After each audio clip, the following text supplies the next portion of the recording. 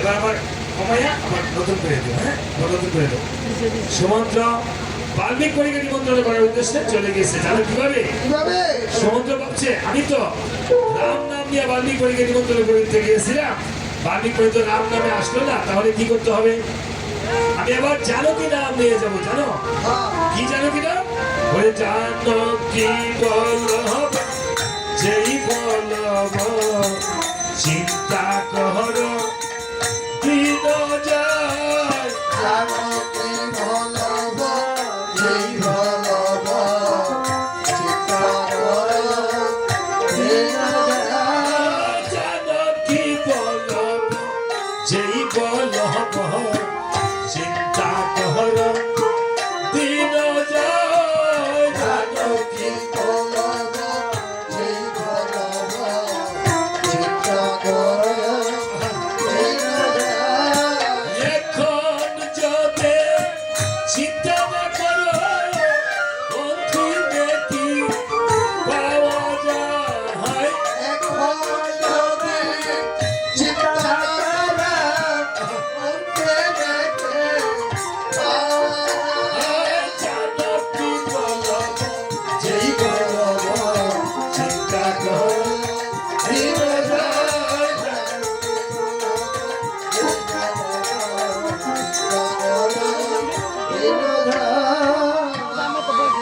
এভাবে জানকী নাম নিতে নিতে কি নাম নিয়েছে? জানকী জানকী কি নাম নিয়েছে? জানকী সীতার অপর নাম জানকী। জানকী সীতার অপর নাম জানকী। কিমা জানকী দেখছেন, এই যে বলে দিছে, অনেকে জানে না। যদি জিজ্ঞেস করে বিসিএস এর মধ্যে আসছে সীতার অপর নাম জানকী, বলতে পারে না। হ্যাঁ কোয়ার্টার তো কি হওয়ার তো কি হয়? সীতার অপর নাম জানকী। তাহলে জানকী নাম নিতে নিতে গেছে, বলছে না রাম নামে কাম নাই, কৃষ্ণ নামে মরি, হরি নামে মহাপাপ, কোন নামে তরি। হ্যাঁ সীতাই জানকী রাধা শ্রীমতী রাধিকা রানী, তাই না? সেই রাধিকা শক্তি, লাদিনী শক্তি। তাই বলেছেন গিয়ে দেখিবারে পায়, সুমন্ত্র দেখিবারে পায় বাল্মিক পরী যেন ধ্যান করে বসে আছে, দেখা যায়। দেখা যায়। সুমন্ত্র ভাবছে আমি এই বাল্মিক পরীকে চিনিতে আমার সেই বাল্মিক পরী তো ধ্যান করে বসে রয়েছে, এই এই মণিকে আমি ডাক দিয়ে ধ্যান বানাইলে আবার বিপদ হইব। আমার বিপদ হবো। আমি আর কোনোদিন বিপদে পড়তে চাই না। ওই শিখছিস কোনো? যেন দেখছি হ্যাঁ ঠিক আছে, যে ঠিক কেউ না শিয়ে হ্যাঁ কোনো প্রবলেম আর পারবো না। পারতো না। তাহলে কি করেছে দেখেন, আমি মনির পিছনে বসে বসে হরিনাম করিব কীর্তন। কীর্তন শুনেছি হরিনাম করলে মহাদেবের ধ্যান ভেঙে যায়, তাই আমি হরিনাম কীর্তন করব। এই বলে মনির পিছনে বসে বসে যখন হরিনাম কীর্তন করেছে, তখন মনি ধ্যান ভেঙে গেছে। হঠাৎ করে মনি ঠাকুর বলছে, কেরে কেরে মধুমাখা রাম নাম শ্রবণ করানি, আরেকবার বল।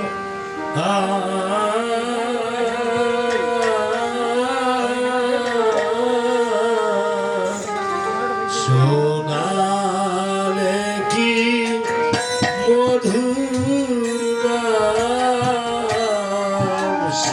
আরে কে মধুর নাম। ভবে এমন বান্ধব কে আছে রে, রাম নাম শোনায় অবিরাম। এমন বান্ধব কে আছে রে, এই ভবার নামে নাম শোনায় বান্ধব কি কেউ হবে? অবিরাম। সোনালে কি হইব? মধুর নাম। সোনালে কি প্রবেশিরে কর্ণ কুহরে মনের অন্ধকার কালো হরে। প্রবেশিরে কর্ণ কুহরে মনের অন্ধকার। সবে মোহন ভরে মধুমাখা রাম নাম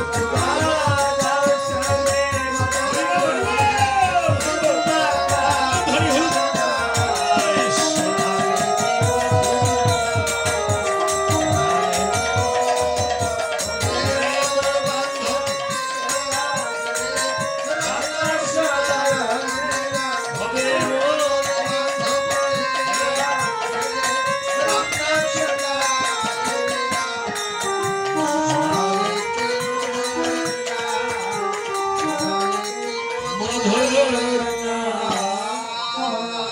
সুমন্ত্র বলছে ভগবান ঠাকুর,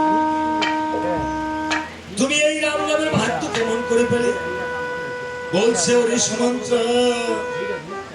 আমি যে পূর্ব জন্মে ছিলেন দস্যু রত্নাকর, এই বাল্মীকি কে ছিল? পূর্ব জন্মে দস্যু রত্নাকর ছিল। দেখেন মা, আপনার জীবন মুহূর্তে বদলে যেতে পারে। তুলসীদাস একদিন তার স্ত্রী বাপের বাড়ি থেকে এসে পড়ে তুলসীদাস নিজে চলে গিয়েছিল ঝড়ের বেগে।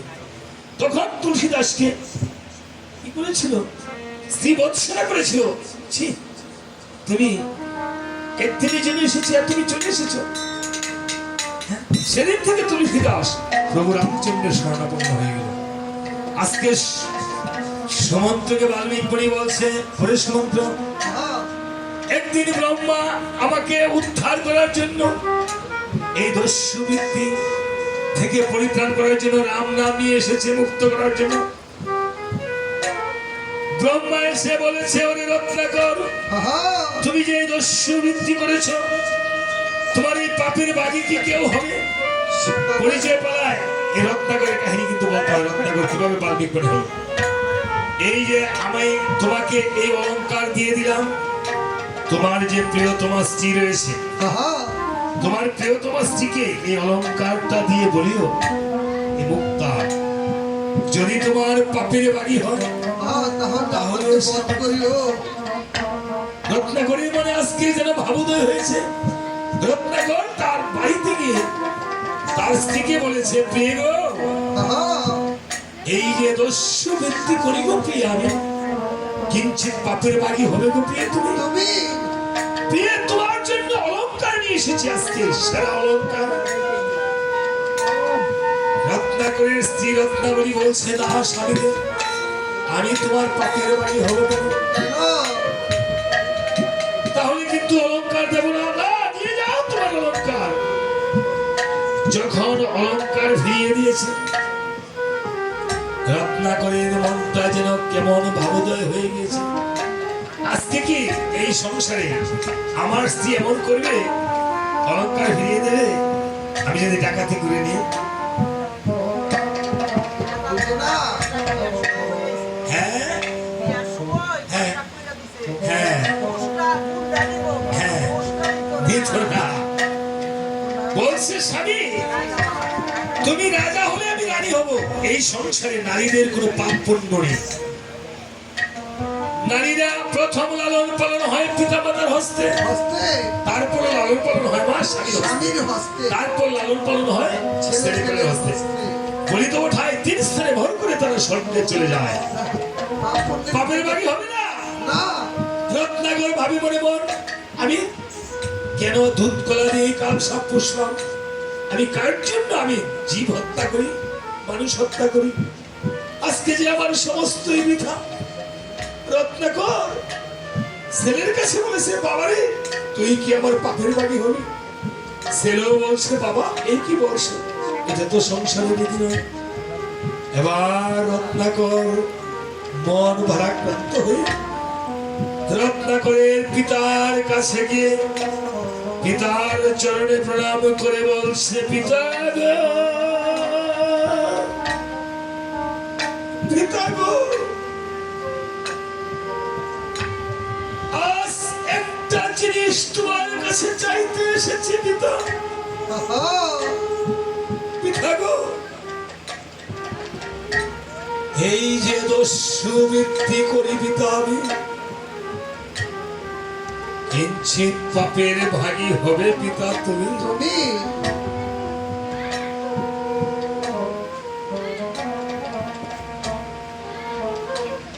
রত্নাকরের পিতা বলছে, বাবা রে, এই সংসারে তুই তো এমন করে আমাকে কোনদিন বাবা বলে ডাকিস না। তোকে আজকে বাবা বলে ডাকা শিখিয়েছে। বাবা রে, এই যে তোর ঘরে তোর মা অসুস্থ হয়ে পড়ে আছে, হয়তো আর বাঁচবে না। বাবা রে, যা গিয়ে তোর বার কাছে একটু ক্ষমা চেয়ে দে। কত ধিক্কারিত মাকে দিয়েছিস, মায়ের পেটে 9 মাস থেকেছিস। রত্নাকর এবার কেঁদে কেঁদে মায়ের দরজায় গিয়ে দেখিবারে পায় মা যেন মৃত্যুর শয্যায় পাঞ্জা লড়ছে দেখা যায়। মা কষ্ট পাচ্ছে, বয়স বৃদ্ধ হয়ে গিয়েছে। গিয়ে দরজায় দাঁড়িয়ে করজোরে বলছে, ওগো মা, ওগো মা, তুমি কেমন আছো মা? মা গো, তুমি কেমন আছো? আজকে তোমার কাছে একটা জিনিস চাইতে এসেছি মা। এই জীবনে তো তুমি কত কষ্ট করেছো, কিছুই চাই নাই। তোমরা কেমন আছো দেখার সময় নাই শুধু। মা গো, এই জগতে আমি যা পাপ করেছি, দস্যুবৃত্তি করেছি, এই যে দস্যুবৃত্তি করি গো মা আমি, কিঞ্চিত পাপের বাকি হবে গো মা তুমি। এই বলে যখন মায়ের চরণে গিয়ে পড়েছে,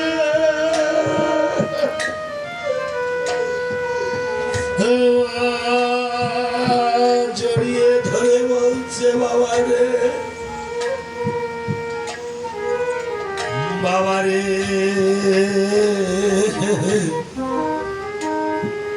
তুই তো এমন ভক্তি আমাকে কোনোদিন করিস না রে বাবা। বাবা রে, একবার আমার বুকে আয়। তোকে কতদিন ধরে আমি বুকে নেই না রে বাবা, তোর মুখটা দেখি না বাবা রে। এই জগতে পিতা মাতা সন্তান পালে, জলপিণ্ডের আসে। বাবা রে, তুই যে আমার নির্ধনী আর ধর, তুই না থাকলে আমাকে কে শ্মশানে নিয়ে যাবে রে বাবা অন্তিমকালে? একবার কুলে কুলে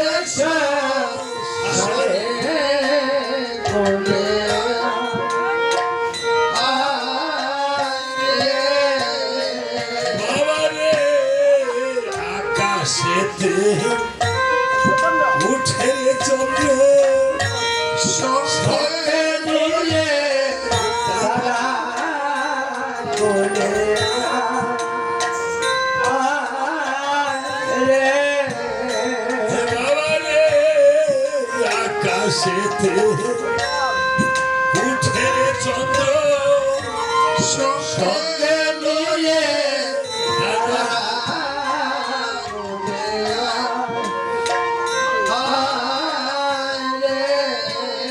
হে বলে তুই হইলে দুঃখিনী মায়ে তুই নয়নে তারা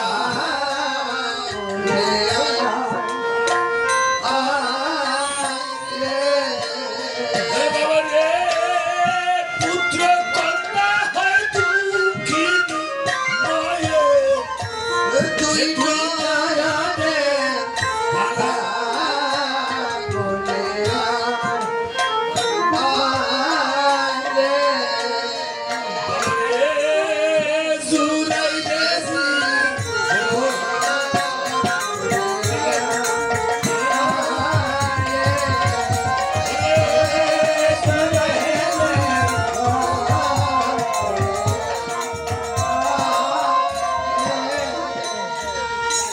আজ বলছে বাবা রে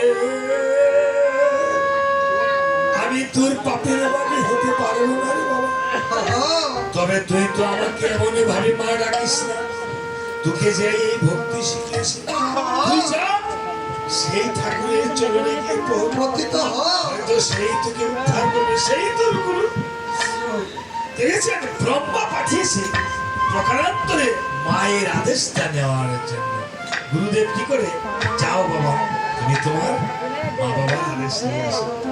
আজকে রত্নাকর এসে ব্রহ্মার চরণে পড়েছে, চলছে ঠাকুর আমায় রক্ষা করো ঠাকুর, রক্ষা করো। আমায় রক্ষা করো ঠাকুর। এই জগতে কেউ আমার পাপের বাড়ি হল না। ব্রহ্মা আজকে বলছে আমি তোকে উদ্ধার করতে এসেছি। এই সাধু চরণ স্পর্শ করিলে, সাধুর অঙ্গ পরশিলে চুর সাধুতে পরিণত হয়ে যায়। পরিণত হয়ে যায়। কষ্টি পাথরে পরশ পাথরে যেমন লোহার পরশ পাথরে স্বর্ণ হয়ে যায়, ঠিক এই সাধুর সঙ্গ সর্বশাস্ত্রে করে লবে মাত্র সাধুর সঙ্গ পঞ্চবিধা ভক্তি প্রথম ভক্তিটাই কি সাধুর সঙ্গ। ভাই লালন গান গেয়েছে, কবে দীনবন্ধু কৃপা করে পলার বিন্দু দিবে, হয়ে আর কি যেমন সাধুর সঙ্গ হবে, এ পাপীর ভাগ্যে আর কি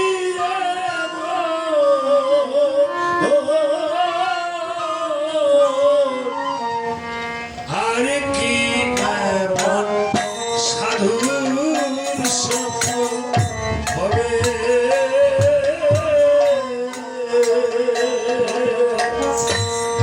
আর কি এমন সাধুর সঙ্গ হবে। পাপীর আর কি এমন, আর কি এমন সাধুর সঙ্গ হবে। কবে দীনবন্ধু কৃপা সিন্ধু দীনবন্ধু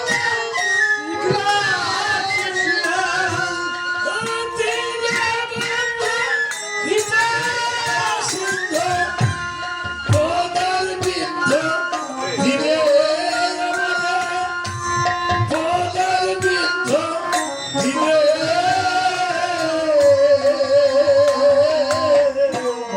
আর কি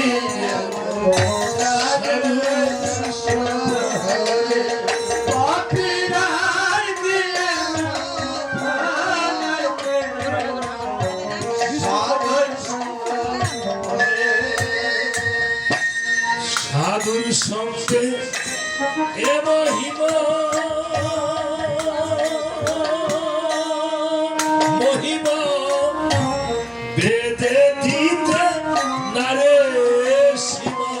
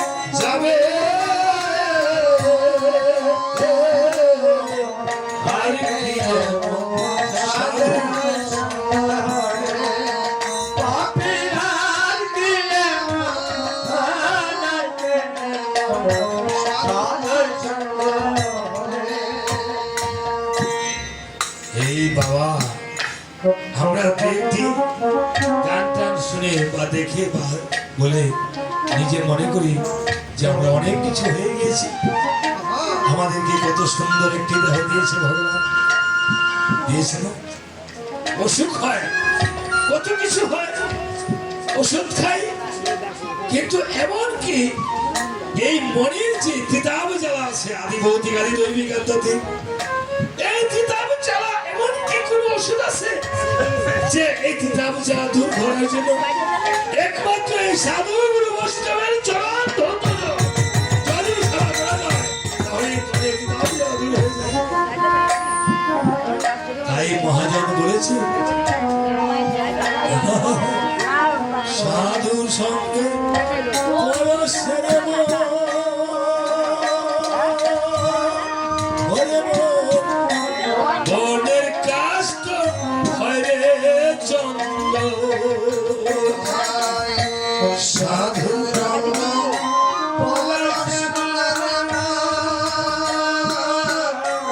পরের কাছে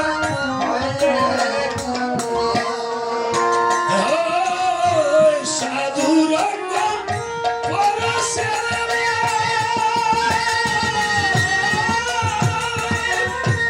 বনের কাষ্ট হয় রে চন্দ্র।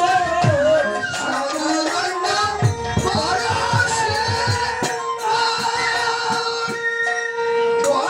কাছে হইলে প্রাণ ভেবে বলে ফকির ফকির ভেবে বলে ফকির ওই দিন কি আর হবে, ওই দিন কি আর হবে, আর কি সাধু কবে দিন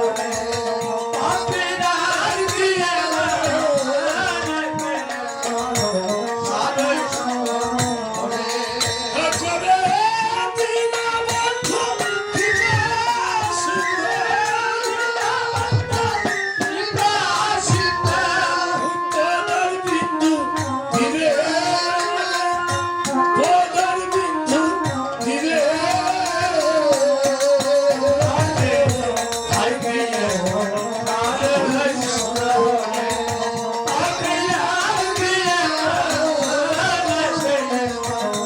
সাধুর সঙ্গ হবে। রত্নাকরকে বলছে বাবারে রত্নাকর, আমি যে তোকে উদ্ধার করতে এসেছি, আমি ব্রহ্মা, তুই এই স্থানে বসে বসে রাম রাম জপনা কর। রত্নাকর জিহ্বা পাপে আড়ষ্ট হয়ে গিয়েছে, রাম বলতে পারছে না, মরা বলতে পারছে। বলছে বাবারে তুই এই স্থানে বসে বসে মরা মরে জপনা কর, কেননা তিনবার মরা বললে একবার রাম আসবে। উচ্চারণ হয় আমি মুহূর্তকাল পর তোকে নিতে আসবো। মনে রাখবেন বাবা, ব্রহ্মার মুহূর্ত আমাদের নরের ৬০,০০০ বছর আসছে। মুহূর্তকাল পর ব্রহ্মা এসেছে, এসে দেখি বলে পায় মা, কথা বলবো না? রাধে রাধে মা।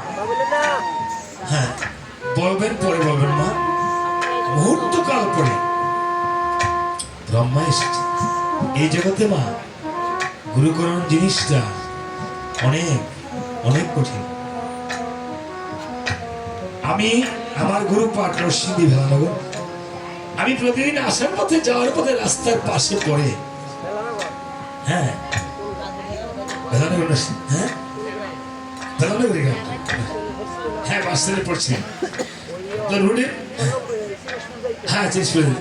তো রোডের পাশে বাড়িঘরের অবস্থাটা ভালো না, অনেক সময় পর্দা দিয়ে রেখে যে অনেক সময় গিয়ে গুরুকে দর্শন করে যায়। তো এখন একদিন গিয়ে দেখি গোসাই একটু সেবা টেবা পেয়ে মা গোসাই আছে। তো আমি বাইরে থেকে তো সবসময় ঘরে চলে যাই, গিয়ে প্রণাম করে আসি। অনেক সময় গেলে বা যাওয়ার পথে না থাকলে এই পথে প্রণাম করে যাই, যানবাহনে থাকলে। তো গিয়ে দেখি একদিন যে মা, এই যে মায়েদের কাছে এই এটা আমি প্রশ্ন না জানার বিষয়, দেখবেন এখানে সাধু গুরু আমার বৈষ্ণব গোসাই আছে। আমার গোসাই, আমার মা গোসাইকে প্রণাম করছি। এই একটু দেখলাম, দেখে এসে বললাম একটা কাজ দিছি মানে কি আমি আসছি জানাইছি। বলতেছে বাবা কখন আসছে? হ্যাঁ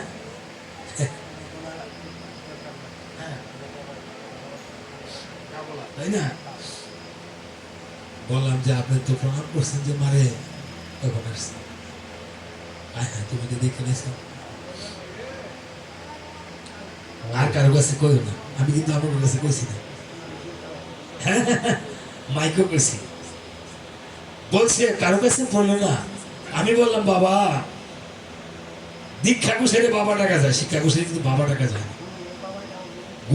গুরুকে বাবা ডাকাই ঠিক না, কিন্তু বারবার গুসাই ডাকলে কেমন একটা বেয়াদবি মনে হয় যেন না। কথা বললে চলে তো বাবা এটা কি বললাম, হ্যাঁ বাবা বাবা ডাকা যায়, যেহেতু মন্ত্র বীজ মন্ত্র যাওয়া পুনরায় যেহেতু জন্মদান করে এই জন্য এক যুক্তিতে ডাকা যায়। হ্যাঁ তো যাক, আপনারা এখানে বৈষ্ণব গোসাই মানুষ, আপনারা বুঝেন। তখন বলছে, আমি বললাম যে আমি আমনে আমার গুরু, আবার আমনে মারে প্রণাম করছে, গুরু মারে, গুরু মার গুরুকে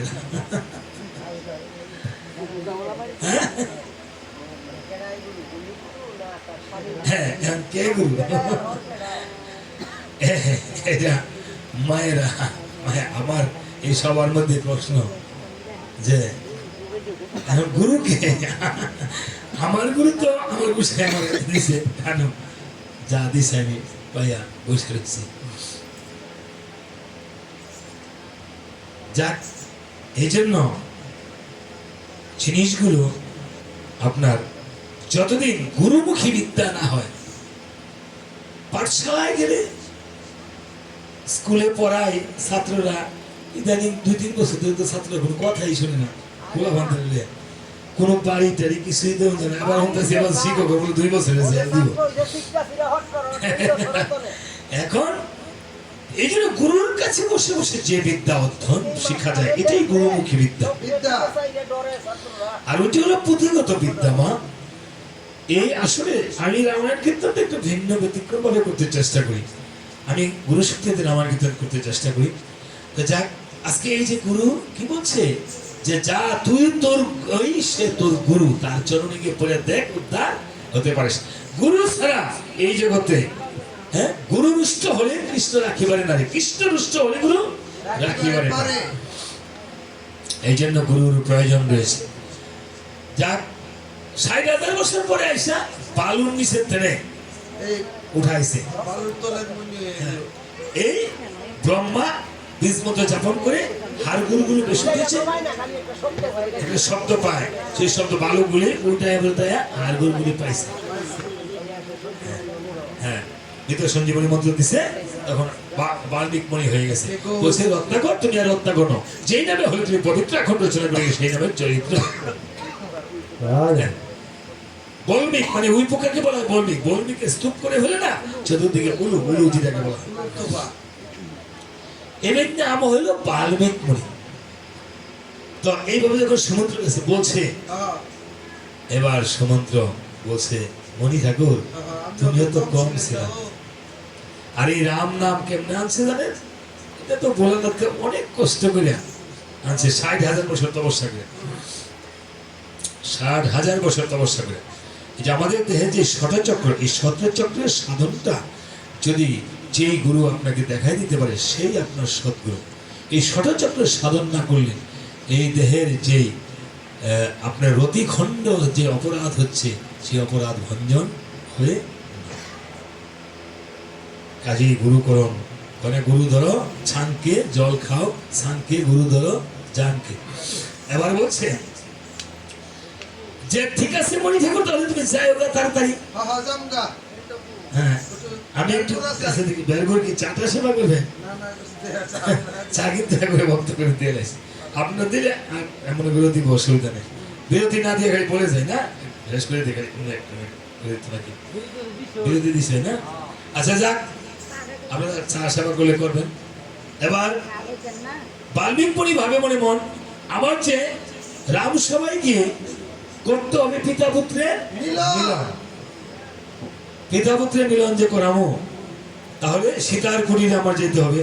সীতার কুটিরে রয়েছে সীতার যুগল নন্দন, সেই যুগল নন্দন দিদিকে আমি ভিক্ষা চাইব এখন। এইদিকে রামচন্দ্র অশ্বমেধ যজ্ঞ করে, আর এদিকে মা সীতা দুটি বালককে নিয়ে লবকুশকে নিয়ে বনে বনে ফিরে, পথে পথে বাল্মীক পরীর আশ্রমে ফিরে, বাল্মীক পরী আশ্রমে গিয়ে কে বলছে, মা মাগো ভিক্ষা দেই গো মা, ভিক্ষা তোমার দেই। গুরু ছেলে এসেছে গো মা, আমাকে কিছু ভিক্ষা দিতে হবে। সীতা দেবী বলছে, পিতা আমি তোমাকে কি ভিক্ষা দেবো গো পিতা? হগো কি ভিক্ষা দেব তোমার, ও হে তপ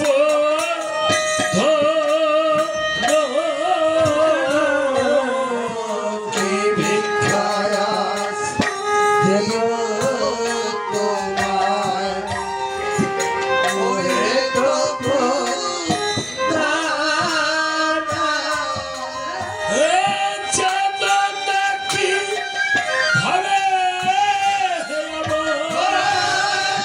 জানানাকে পাবে আমায়, রেখেছেন ব্রহ্ম সনাতন।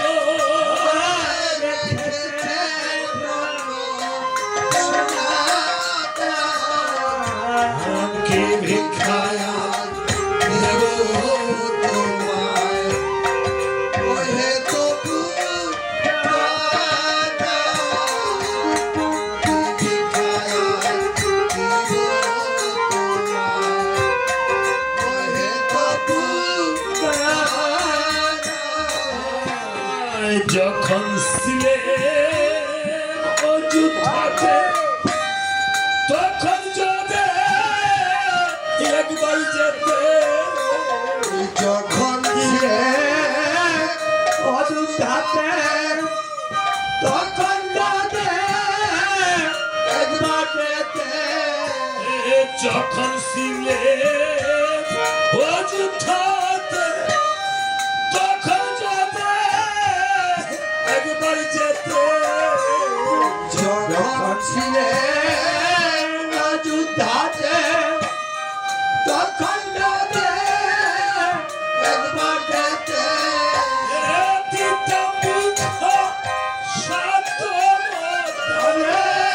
দিতাম ভিক্ষা সাদা মাত্রে।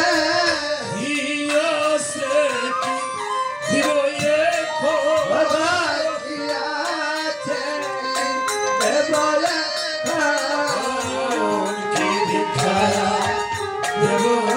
তোমায়, ওহে তপু দাতা। ভিক্ষায় দেব তোমায়, ওহে তপু দাতা। বলছে গো মা, মা আমি যে তোর কাছে কোনো ধনরত্নের জন্য আসিনি, আসেনি, আমি এসেছি না তোর সন্তানকে ভিক্ষা নেওয়ার জন্য। হ্যাঁ, শুধু একটি দিবস, তাই নাকি মিতা? হ্যাঁ মা, তোর সন্তানকে নিয়ে অযোধ্যায় গিয়ে পিতা পুত্রে কর্ম দিলাম, মিলন আর তোর যে বনবাসী জীবন, তা হবে সমাপন আর আমি যে রামায়ণ কীর্তন লিখতেছি, এটাও তো আমার সমাপন করতে হবে। হবে। সীতা দেবী লবার কুশকে, লবকুশ ঘুমিয়ে রয়েছে ঘরে। মা সীতা যখন লবকুশের মাথায় হাত বুলিয়ে দিল, আর তপ্ত অশ্রু যখন পড়িতেছিল সন্তানের উপর,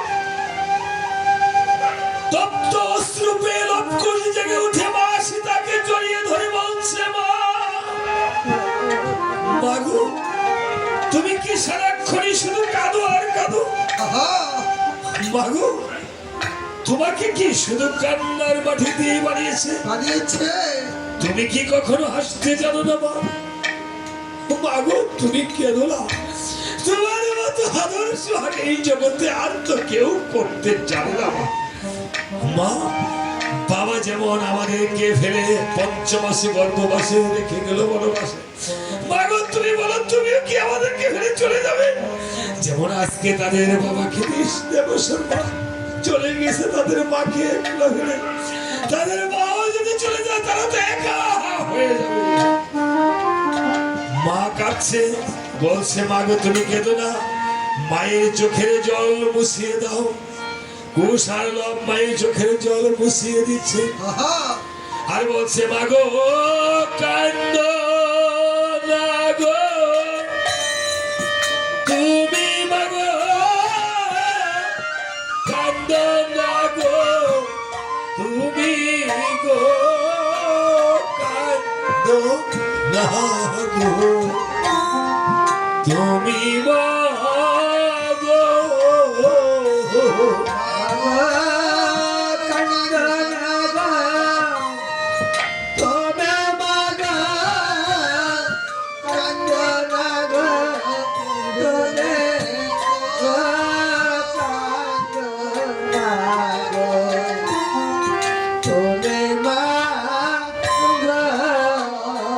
মাগো তোমার মতো আদর সুহাগ ভরে কেউ করতে চায় না গো।